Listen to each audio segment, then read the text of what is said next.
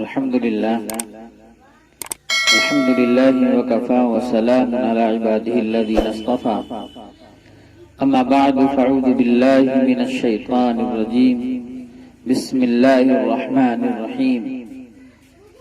وما خلقت الجن والإنس إلا ليعبدون صدق الله العظيم۔ بزرگوں، اللہ تبارک و تعالیٰ نے ہم تمام لوگوں کو اپنی عبادت کے لیے پیدا فرمایا ہے، اور یہ بات ہمارے لیے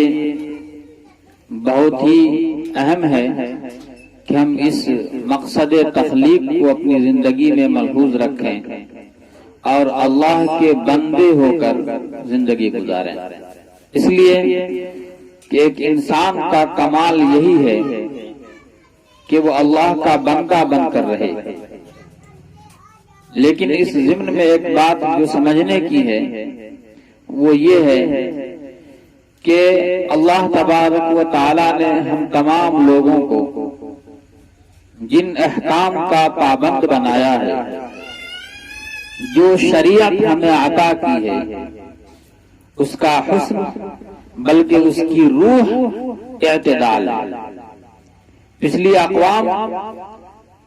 جو تباہ ہوئی ہیں، برباد ہوئی ہیں، اللہ کے عذاب کا شکار ہوئی ہیں، اور اللہ نے صفحہ ہستی سے اس کو مٹا دیا ہے، دھسا دیا ہے، الٹ دیا ہے۔ یہ سارے عذاب جو اقوام پر آئے ہیں، ان اقوام کی بنیادی غلطی یہ تھی کہ وہ افراط اور تفرید کے شکار تھے۔ کسی نہ کسی حکم کے ماننے میں اتنا زیادہ غلو کیا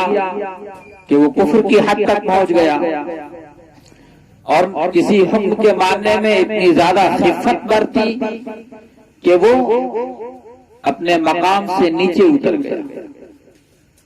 لہذا بہت ساری اقوام ہیں جن کی مثالیں اس موقع پر دی جا سکتی ہیں،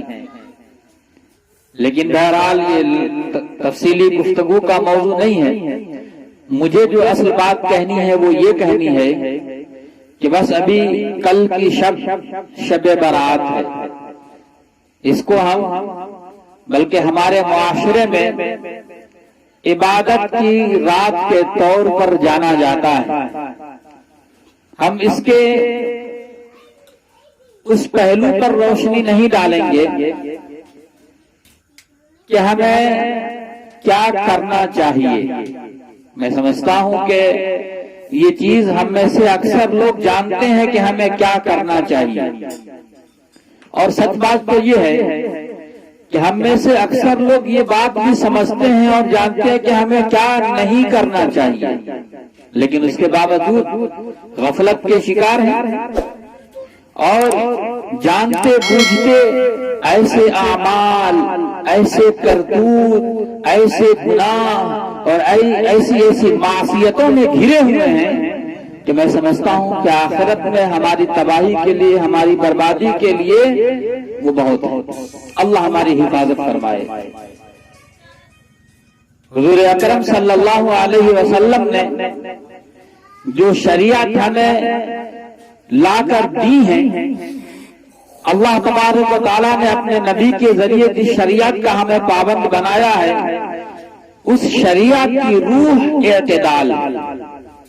اس لیے افراط اور تفرید کا اسلام سے کوئی تعلق نہیں، لیکن ہمارے بہت سے بھائی ہیں جو اس رات میں اور اس رات کے بعد اگلے مہینے میں جو ایک موقع شب قدر کا آتا ہے،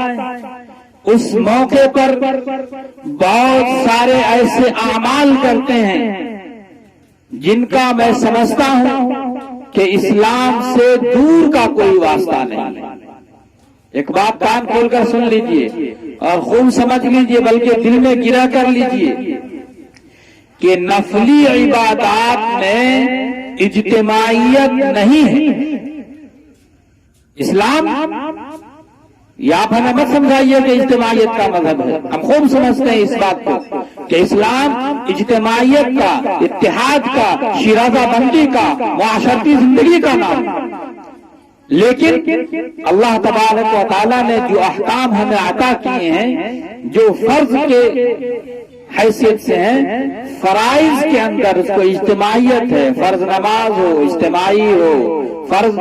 حج ادا ہوتے ہیں اس میں اجتماعیت ہے، اور بھی دیگر احکام جتنے بھی اسلام کے ہیں ان تمام احکام کی جڑوں میں اگر پہنچ کر دیکھا جائے تو اجتماعیت ہے، اتحاد ہے، میل ملاپ ہے، اتفاق ہے، معاشرتی زندگی کا ایک تصور ہے، لیکن نفلی عبادت کا تعلق اجتماعیت سے نہیں ہے۔ میں اصل مدعے پہ آتا ہوں۔ اصل مدعا میرا یہ ہے کہ آج ہمارے معاشرے میں بہت سے لوگ ایسے ہیں جو ہفتہ بھر، مہینے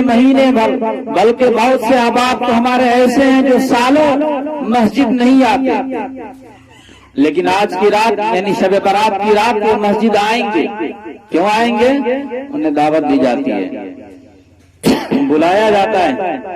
کہ آ جاؤ بھائی عبادت کی رات ہے، اور ایک اجتماعی عمل کرتے ہیں۔ لیکن میں پوری ذمہ داری کے ساتھ یہ بات کہتا ہوں کہ حضور اکرم صلی اللہ علیہ وسلم سے جو احادیث منقول ہیں، جو روایات منقول ہیں، ان تمام روایات میں، ان تمام احادیث میں ایک روایت بھی ایسی نہیں ملتی ہے جو اس رات یعنی شب برات کی رات میں اجتماعی عبادت کا ثبوت فراہم کرتی ہے۔ حضور اکرم صلی اللہ علیہ وسلم کے جو تربیت یافتہ صحابہ تھے، ان کے اعمال اور خود آپ علیہ الصلوۃ والسلام کے اعمال کو اگر ہم دیکھتے ہیں تو دعا ہے، ذکر ہے، تسبیح ہے، نماز ہے اور دیگر عبادات ہے، اور سب کی سب انفرادی۔ اس لیے